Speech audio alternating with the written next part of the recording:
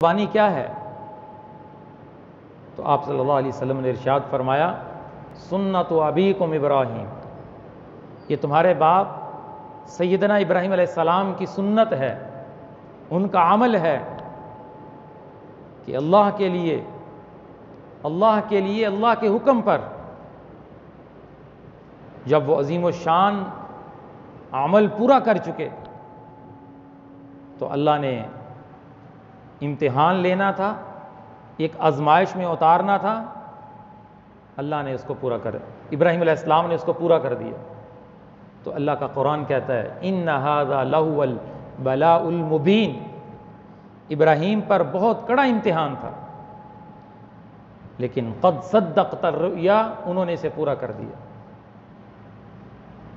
تو عالم اسلام کے مسلمانوں کے لیے سب سے قیمتی اور سب سے محبوب عمل ان ایام میں جو متوجہ ہوتا ہے وہ قربانی کا عمل ہے۔ افسوس اس بات کا ہے کہ مسلمان قربانی جیسے عظیم الشان عمل کے بارے میں غفلت کا شکار ہیں اور مختلف ہیلے بہانوں سے قربانی سے جان چھڑانے کی کوشش کی جاتی ہے کہ قربانی نہ کرنی پڑے، جبکہ آپ صلی اللہ علیہ وسلم کی احادیث اور آپ صلی اللہ علیہ وسلم کی تعلیمات اس عمل کی فضیلت کو بیان کرتی ہیں کہ ایک ایک بال کے بدلے اللہ تمہیں نیکی عطا فرمائے گا۔ مال کی کوئی حیثیت نہیں، لیکن اللہ کے ہاں اس کا اجر زیادہ ہے۔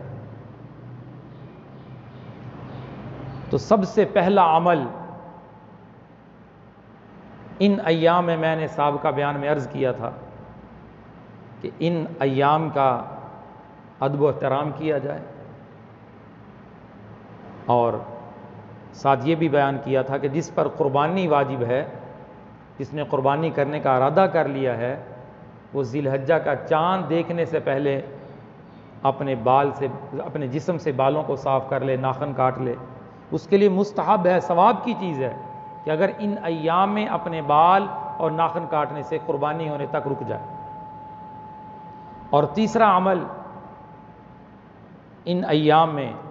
تکبیر تشریق ہے کہ 9 ذی الحجہ کی فجر کی نماز سے لے کر 13 ذی الحجہ کی عصر تک ہر مسلمان مرد عورت پر ہر فرض نماز کے بعد مرد پر بلند آواز سے، عورت پر آہستہ آواز سے ایک مرتبہ تکبیر کہنا واجب ہے۔ اللہ اکبر لا الہ الا اللہ واللہ اکبر وللہ الحمد۔ اور چوتھا عمل جو میں نے عرض کیا کہ اللہ کے نزدیک سب سے محبوب ترین عمل 10 ذی الحجہ کو وہ قربانی کا عمل ہے۔ اب جس پر اللہ نے قربانی کو واجب کر دیا ہے وہ صاحب استطاعت ہے، اس میں قربانی کرنے کی طاقت موجود ہے۔ 52.5 تولے چاندی کی مالیت کے برابر اس کے پاس نقدی موجود ہے، اس کے پاس سونا موجود ہے، اس کے پاس سامان تجارت موجود ہے، اس کے پاس ضرورت سے زائد سامان اتنی مالیت کا موجود ہے، تو اس شخص کے اوپر، اس عورت کے اوپر قربانی واجب ہے، اللہ کے راستے میں قربانی ادا کرے۔ اتنی سخت وعیدیں ہیں کہ قربانی واجب تھی، اس نے قربانی ادا نہ کی، ساری زندگی اس کے ذمہ یہ فریضہ رہے گا۔ اگر ایام قربانی گزر گئے تو اس کے لیے اس جانور کو صدقہ کرنا ضروری ہے کہ اس نے قربانی نہیں کی۔ اور آپ صلی اللہ علیہ وسلم نے فرمایا کہ جس پر قربانی واجب تھی اس نے قربانی نہیں کی تو وہ ہماری عیدگاہ کے قریب ہی نہ آئے۔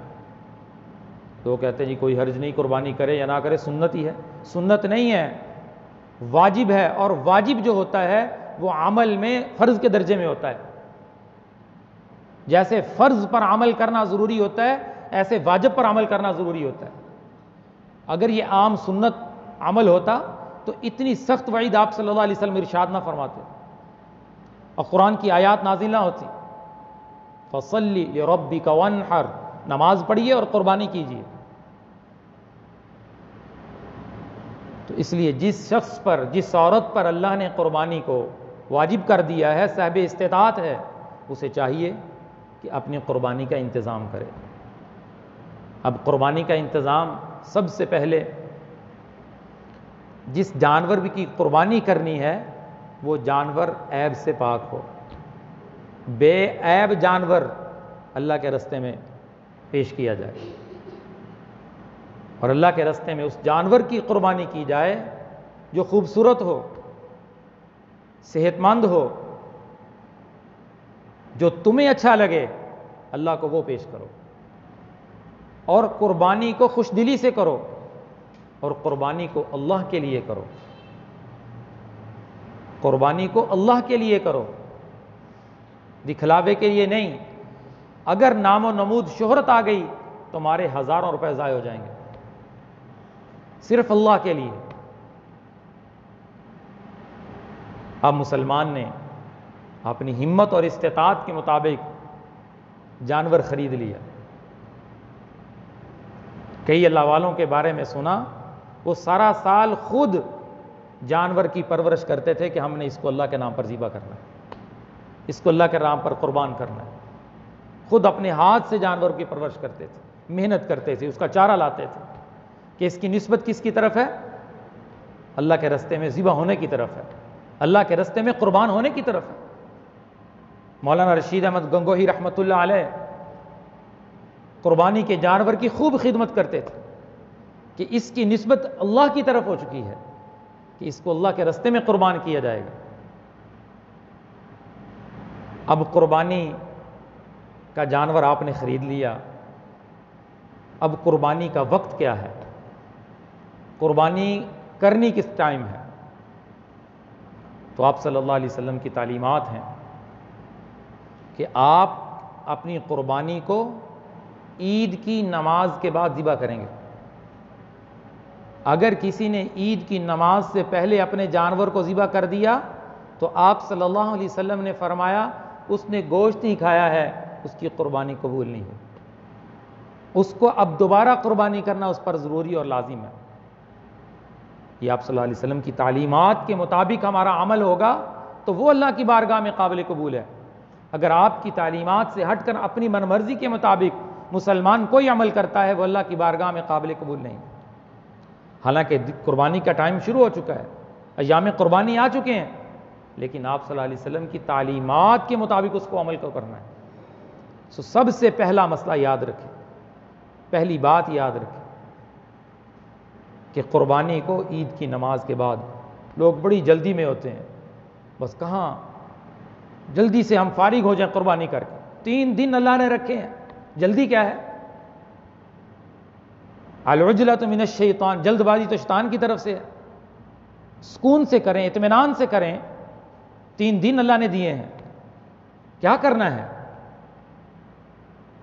جتنا ٹائم تمہارا جانور ذبح کرنے میں لگے گا، گوشت بنانے میں لگے گا، یہ سارا ٹائم عبادت میں شمار ہوگا۔ یہ بڑا وقت قیمتی بنے گا تمہارا کہ تم نے یہ وقت اللہ کو دیا ہے، اللہ کے حکم کو پورا کرنے میں لگایا ہے۔ وہ جھگڑے ہو رہے ہیں جی، سب سے پہلے ہمارا جانور ذبح ہونا چاہیے، کسائیوں سے اختلاف ہو رہے ہیں، شاید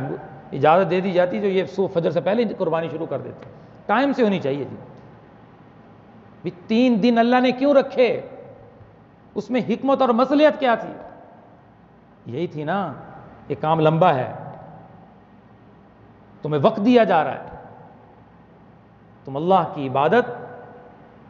اچھے طریقے سے کرنا، اللہ کے اس عمل کو، اللہ کے اس حکم پر عمل خوبصورت طریقے سے کرنا۔ تو لہٰذا اگر جانور اور قربانی کرنے والا ایسے شہر میں ہے یا ایسے بڑے دیہات میں ہے، گاؤں میں ہے، قصبے کے اندر ہے، جہاں عیدین کی نمازیں بھی ہوتی ہیں اور جمعہ کی نماز بھی ہوتی ہے، تو وہاں پر شرط ہے، وہاں کے رہنے والے قربانی اس وقت کریں گے جب پورے شہر میں کسی ایک مقام پر عید کی نماز ہو جائے، کسی ایک مقام پر ایک عیدگاہ میں ایک مسجد میں عید کی نماز ہو جاتی ہے تو آپ اپنے شہر میں جس شہر میں عید کی نماز ہو گئی چاہے کسی مقام پر ہو گئی تو جانور کو ذبح کیا جا سکتا ہے۔ ہر محلے کی مسجد میں عید کی نماز کا ہونا ضروری نہیں ہے، اور نہ ہی جس کی طرف سے قربانی کی جا رہی ہے اس کا عید کی نماز پڑھنا ضروری ہے۔ بعض لوگ سمجھتے ہیں کہ جب تک اس نے عید کی نماز نہ پڑھی اس کی قربانی کو ذبح نہیں کیا جا سکتا، حالانکہ یہ ایسا تو مسئلہ ہے نہیں، پڑھ لے تو اچھی بات ہے، عید کی نماز پڑھنے کے بعد جانور کو ذبح کیا جائے، لیکن اگر جس کی طرف سے قربانی کی جا رہی ہے اگر وہ عید کی نماز نہیں پڑھتا، اس نے عید کی نماز لیٹ پڑھنی ہے، کسی ایسی مسجد میں پڑھنی ہے جہاں دیر سے ہوتی ہے، اور اس شہر میں عید کی نماز کسی اور مسجد میں ہو چکی ہے، کسی عیدگاہ میں نماز کی ادائیگی ہو چکی ہے، تو لہذا اس کے جانور کو ذبح کیا جا سکتا ہے۔ کسی ایک مقام پر عید کی نماز کا ہونا ضروری ہے، اور وہ دیہات جہاں پر جمعہ اور عیدین کی نمازیں جائز نہیں ہیں، چھوٹا دیہات ہے، قصبہ ہے، چند گھرانے ہیں، کیونکہ جمعے کے لیے اور عیدین کے لیے بڑی آبادی کا ہونا، کم از کم 3000 آبادی کا ہونا شرط ہے، وہاں تب جمعہ جائز ہے اور عیدین کی نماز جائز ہے، وگرنہ وہاں پہ عیدین اور جمعہ کی نماز درست نہیں ہے، جو اس سے کم آبادی والے دیہات ہوتے ہیں۔ اور دیہات میں مسئلہ یہ ہے کہ وہاں صبح صادق ہوتے ہی جانور کو ذبح کیا جا سکتا ہے۔ اگر کسی شہری نے اپنا جانور دیہات میں بھیج دیا، وہ خود شہر میں ہے، تو اس کا جانور بھی وہاں پہ صبح صادق ہوتے ذبح کیا جا سکتا ہے، وہاں عید کی نماز شرط نہیں ہے۔ عید کی نماز شہر میں شرط ہے، بڑے قصبے میں، بڑے گاؤں میں جہاں آبادی زیادہ ہو، عیدین اور جمعے کی نمازیں ہوتی ہیں، وہاں عید کی نماز ضروری ہے۔ اور اسی طرح کوئی شخص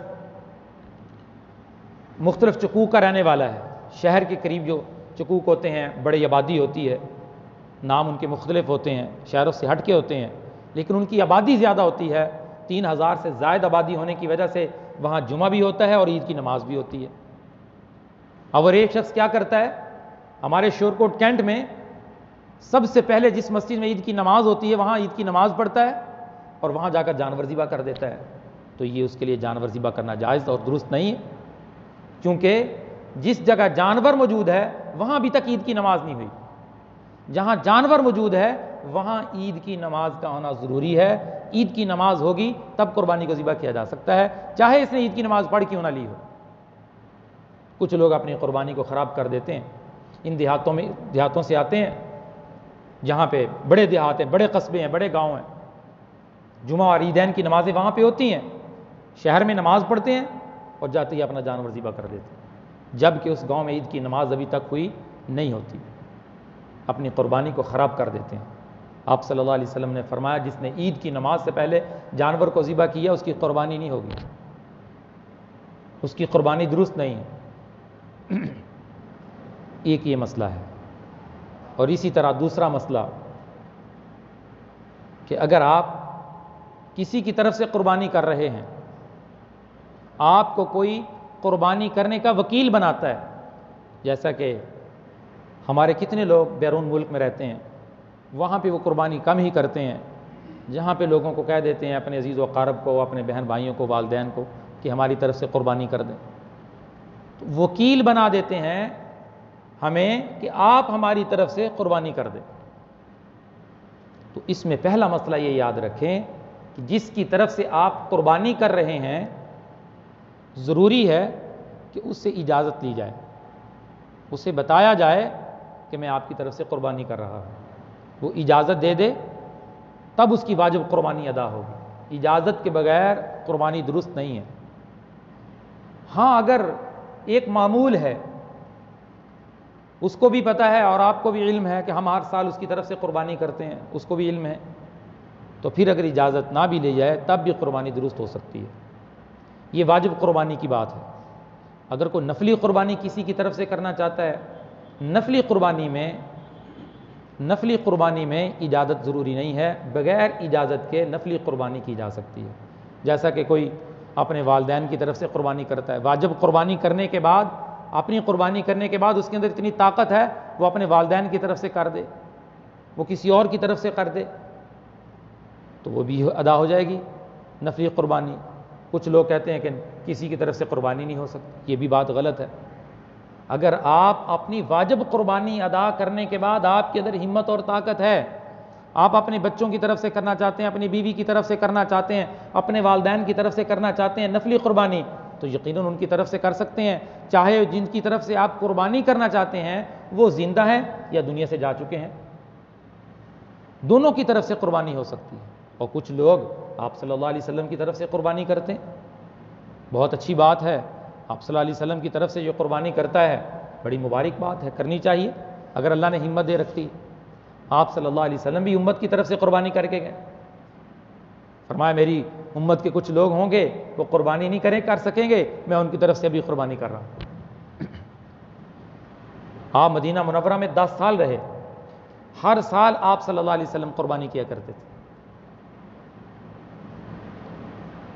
اب یہ وہ احکام ہیں جو میں بتا رہا ہوں کہ جب تم کسی کی طرف سے قربانی کرنا چاہتے ہو تو ان باتوں کا خیال رکھنا ضروری ہے۔ اسی طرح بیرون ممالک میں بعض مرتبہ یوں ہوتا ہے کہ ہم سے ایک دن پہلے وہاں پہ عید ہو جاتی ہے اور ہمارے ایک دن یہاں پہ بعد میں عید ہوتی ہے۔ مثلا سعودی عرب میں ہے، بعض یورپی ممالک ہیں، وہاں پہ پاکستان سے ایک دن پہلے عید الاضحیٰ شروع ہو جاتی ہے۔ اب ان کی قربانی یہاں پہ اسی وقت ہی کی جائے گی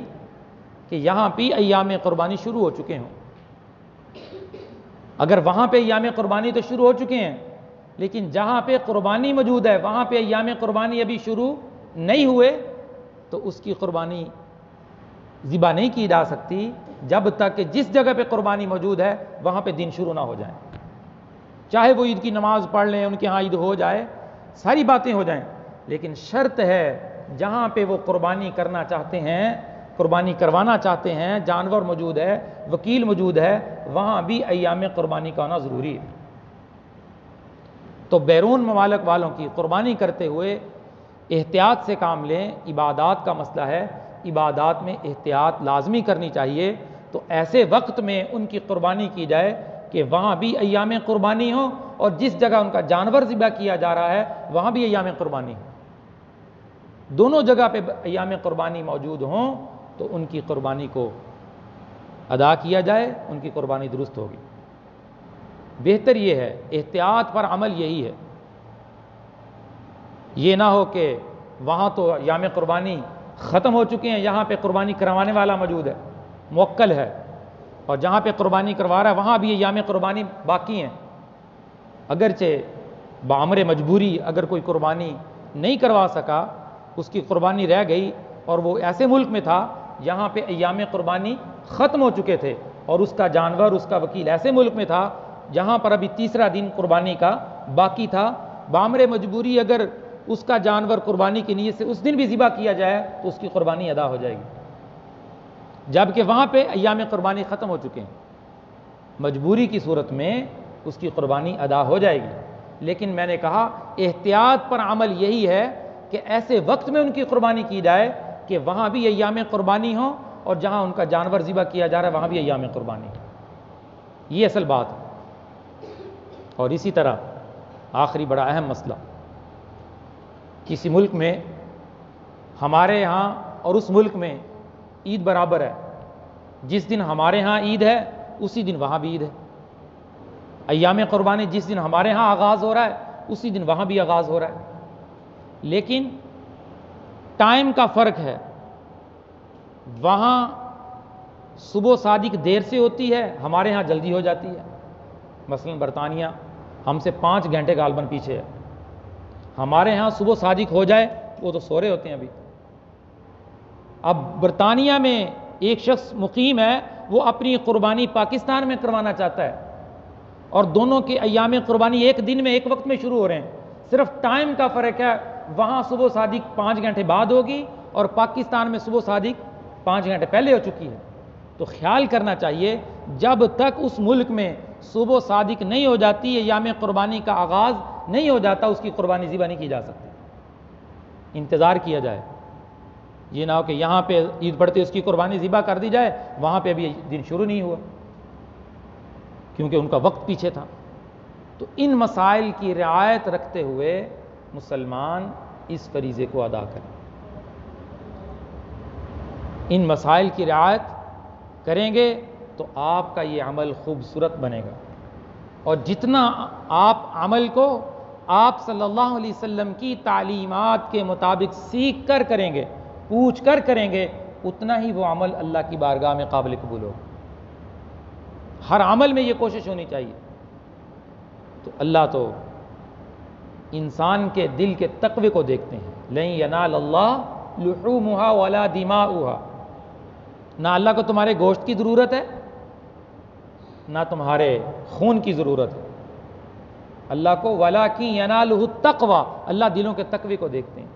کہ میرے حکم پر عمل کرنے کا کتنا جذبہ موجود ہے۔ اللہ ایمان والوں کی اس عید والے دن مہمان نوازی کرتے ہیں، اللہ میزبان، اللہ کے بندے مہمان۔ کچھ لوگ قربانی کا گوشت ہی نہیں کھاتے، وہ جی ہم تو سارا سال کھاتے رہتے ہیں، ہمیں ضرورت نہیں ہے، دے دو سب، نہیں، غلط ہے۔ اللہ کی طرف سے میزبانی، اللہ میزبان ہے، تو تم کیوں رد کر رہے ہو؟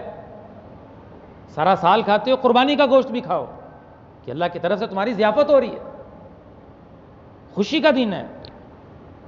اور آپ صلی اللہ علیہ وسلم کی جو طریقہ کار آپ نے بتایا، گوشت کے 3 حصے کر لیے جائیں۔ تو ان مسائل کی رعایت رکھتے ہوئے ہم نے قربانی کے عمل کو کرنا ہے۔ اور قربانی کا جانور جب آپ ذبح کرنے لگو، چند باتوں کا خیال رکھو۔ چھری کو جانور کے سامنے تیز نہ کرو، کسی دوسرے جانور کو کسی دوسرے جانور کے سامنے ذبح نہ کرو، اور جو چھری تیز نہ ہو، کھدڑی ہو، اس چھری کے ساتھ آپ جانور کو ذبح نہ کریں، تکلیف میں مبتلا نہ کریں جانور کو، تیز دھار چھری سے آلے سے جانور کو ذبح کریں، اور جانور کو قبلہ رخ لٹا لیں، اور جانور کو ذبح کرتے ہوئے تکبیر پڑھیں، بسم اللہ اللہ اکبر پڑھیں، اللہ کا نام لے کر شروع کریں۔ اور یہ بھی مسئلہ یاد رکھیں، بعض مرتبہ جانور کو ذبح کرنے کے لیے 2 شخص ذبح کرتے ہیں، ایک تھوڑا سا ذبح کر لیتا ہے، پھر کسائی آ کر پکڑ لیتا ہے، وہ بھی ذبح کرنے لگ جاتا ہے۔ تو جتنے لوگ ذبح کرنے کے عمل میں 2 لوگ شریک ہوں گے، دونوں پر تکبیر کا پڑھنا واجب ہے، دونوں تکبیر پڑھیں گے۔ ایک نے تکبیر پڑھ لی، دوسرے نے تکبیر نہ پڑھی، قربانی خراب ہو جائے گی، کیونکہ ذبح کے عمل میں دونوں شریک ہیں۔ کیونکہ عام لوگوں کو دیکھا، کہتے ہیں ہم نے ذبح کرنا ہے، تھوڑا سا ذبح کرتے ہیں، ہوتا نہیں ہے، بھاگ کے آگے کسائی پکڑ لیتا ہے، پہلے نے تو تکبیر پڑھ لی، کسائی نے پڑھی نہیں، اب مسئلہ کیا ہو گیا؟ قربانی خراب ہوگی۔ اس لیے ان مسائل کی رعایت رکھتے ہوئے ہم نے اس قربانی کے جانور کو اللہ کی بارگاہ میں پیش کرنا ہے، تاکہ یہ ہمارا عمل اللہ کی بارگاہ میں قابل قبول ہو۔ ہم نے پیسے لگائے ہیں، ہم نے محنت کی ہے، ہم نے مال خرچ کیا ہے، تو ہم نے اس قربانی کو اس انداز میں ذبح کرنا ہے جو اللہ تعالیٰ کی طرف سے آپ صلی اللہ علیہ وسلم کی تعلیمات۔ اور جانور کو جب ذبح کر لیا جائے، اس کے 3 رگیں کم از کم کاٹنی چاہیے، ساری گردن کاٹ دی جائے یہ مکروہ ہے، اتنی تیز چھری چلائی جائے،